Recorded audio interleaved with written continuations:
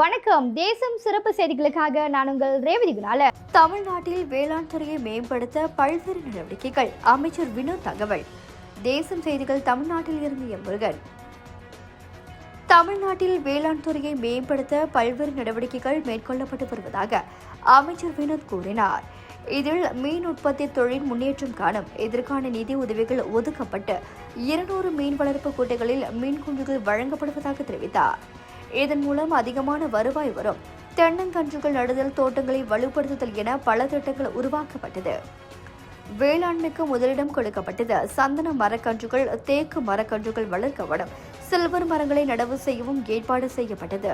எரிசக்தி விவசாய நலனை மேம்படுத்தும் நோக்கத்தோடு இலவச மும்முனை மின்சாரம் வழங்கப்படும். எல்லாவற்றிற்கும் பிடித்த முதல்வராக செயலாற்றி வரும் தங்களுக்கு ஊக்கம் தரும் முதல்வருக்கு நன்றி என வேளாண் அமைச்சர் வினோத் குறிப்பிட்டார். இத்துடன் இன்றைய செய்திகள் நிறைவடைகின்றன. மேலும் பல ஆன்மீக செய்திகளை தெரிந்து கொள்ள தேசம் டிவி மலேசியா யூடியூப், டிக்டாக் மற்றும் இதர சமூக வலைதளங்களை பின்தொடருங்கள். உங்களிடமிருந்து விடைபெறுவது நான் உங்கள் ரேவதி குணால. மக்களோடு தேசம், தேசத்தோடு மக்கள். நன்றி, வணக்கம்.